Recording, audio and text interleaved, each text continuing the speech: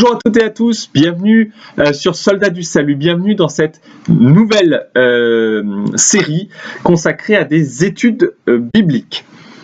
J'ai choisi pour ces études bibliques le prophète Ézéchiel parce que dans le partenaire de prière, on est en ce moment dans le prophète Ézéchiel et c'est un prophète assez peu connu, bien que ses paroles et ses visions soient très fortes et je pense ont pas mal de choses à nous apporter. Voilà, je présuppose que vous avez une Bible devant les yeux.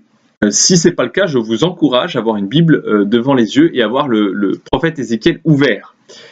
Dans le titre de chaque vidéo, il y aura le passage en question et je vous encourage très vivement à lire le passage, à vous familiariser avec le passage avant de regarder la vidéo parce que sinon ça n'a pas trop d'intérêt. Même vous pouvez prendre des notes, je vous encourage à prendre des notes, à simplement prendre des éléments qui dans le texte vous interpellent, vous dérangent, vous interrogent, voilà, pour vous vraiment vous prendre goût au texte. Voilà. Je précise immédiatement que je n'ai pas matériellement pas le temps de faire une analyse verset par verset, mais je vais prendre grosso modo des chapitres entiers.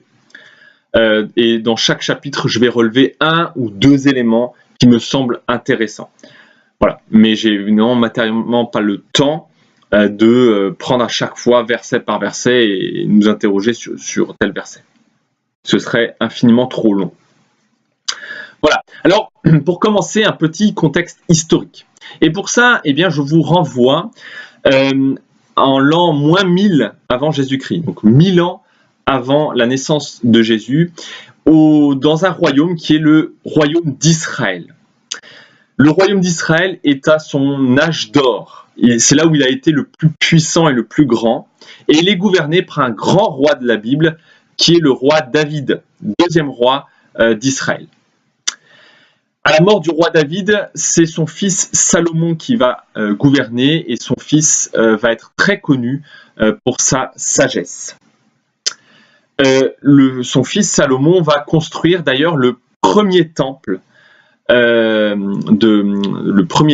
Dieu, qu'on appelle d'ailleurs le premier temple, et il va le construire dans la capitale que son père David avait choisie, c'est la capitale Jérusalem. Voilà, très simple. La mort du roi Salomon, pour des questions d'argent, des questions de pouvoir, des questions de mauvais conseils, eh bien, le grand royaume d'Israël va se séparer en deux, avec au nord le royaume du nord, au sud le royaume du sud. Le royaume du nord va garder le nom Israël et va prendre pour capitale la Samarie. Le royaume du sud va prendre le nom de Juda, donc c'est le royaume de Juda, et va avoir pour capitale eh bien, Jérusalem. Il va garder Jérusalem comme capitale. Les deux royaumes vont donc être obligés de vivre un peu côte à côte, mais ils vont vivre quand même globalement à travers des conflits. Ils vont pas mal être en conflit l'un avec l'autre, même s'il y aura des moments plutôt de paix et plutôt parfois de conflits armés. Ces deux royaumes, donc Israël au nord et Juda au sud, vont très vite être confrontés à un grand adversaire qui va naître au 8e siècle avant Jésus-Christ. C'est l'Empire assyrien.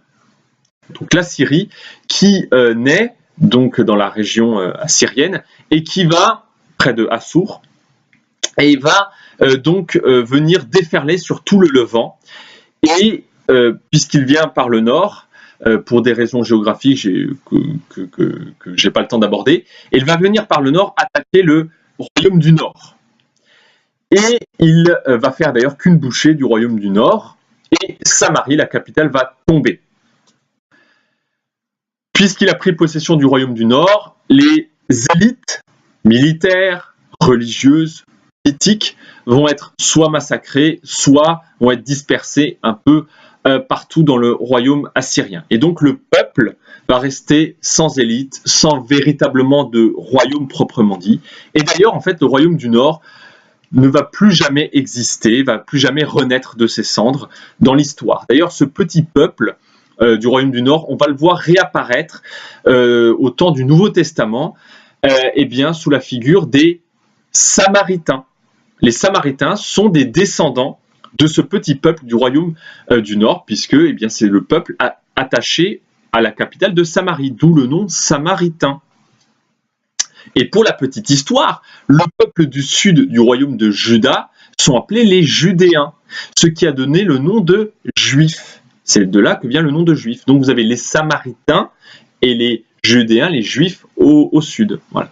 Donc les Samaritains et les Juifs, évidemment, ne s'aiment pas, et cette guéguerre entre les Samaritains et les Juifs, on le voit beaucoup au temps du Nouveau Testament. Mais il n'y aura plus jamais de royaume samaritain, de royaume du Nord, qui ne réapparaîtra plus jamais.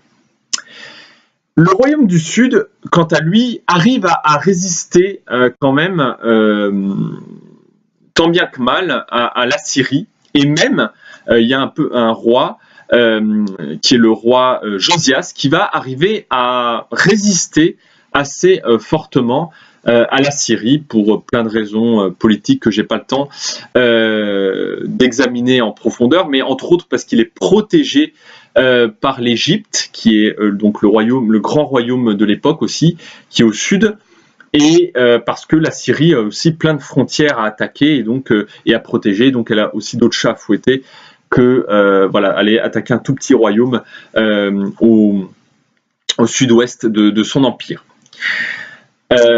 Mais va naître eh bien, un autre empire au VIe siècle, qui est l'empire babylonien.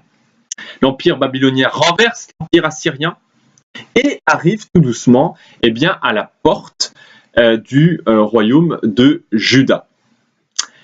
Et eh bien, il ne fait d'ailleurs qu'une bouchée du royaume de Juda, et va démarrer ce qu'on appelle le premier exil, parce que le royaume babylonien avait pour habitude de prendre les élites du pays, donc élites religieuses, politiques, militaires, et les ramener dans sa capitale, Babylone.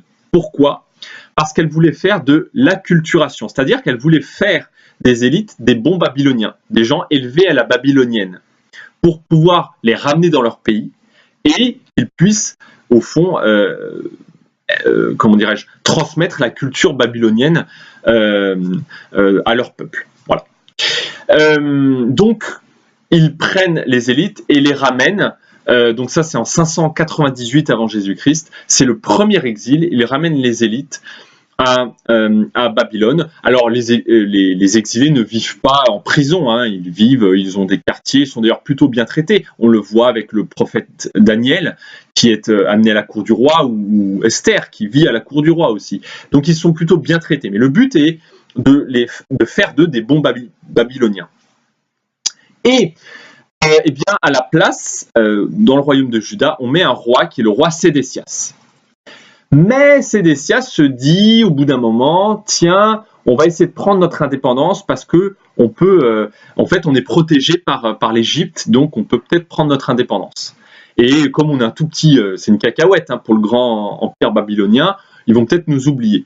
Évidemment, non, c'est pas ce qui se passe. Et eh bien, Babylone revient. Et cette fois-ci, eh bien, leur explique que c'est quand même eux qui dirigent. Et donc, eh ben, ils font une deuxième vague d'exil. Et cette fois-ci, ils détruisent tout. Ils détruisent Jérusalem et surtout, ils détruisent le temple. Le temple de Dieu n'existe plus. Ce qui va être un véritable traumatisme pour les Judéens, pour les Israélites, parce qu'ils seront privés de leur terre, puisqu'ils sont en exil, en tout cas pour les élites. Ils seront privés de temple, qui est la présence même de Dieu sur terre, et ils seront privés de roi, qui est à l'époque plus ou moins l'intermédiaire entre le peuple et Dieu. Voilà. Donc ça va être un véritable traumatisme, et ils vont devoir, au fond, retrouver un petit peu leurs racines spirituelles et apprendre à vivre en tant que peuple de Dieu, mais en dehors du temple, en dehors de leur terre, en dehors de tous les repères qu'ils connaissaient. Ils vont devoir se réinventer, peuple de Dieu, et en fait revenir au fondement spirituel du peuple de Dieu, qui est l'alliance. Voilà. Mais ça, on va y revenir dans les textes bibliques. Donc voilà, 588 avant Jésus-Christ, deuxième exil, destruction du temple, c'est la catastrophe absolue pour le peuple de Dieu. Et c'est un peu dans ce contexte que va naître, que va vivre le prophète Ézéchiel. Mais je vous invite à la prochaine vidéo pour vous parler un peu plus précisément de ce prophète. D'ici là, restez sang et feu.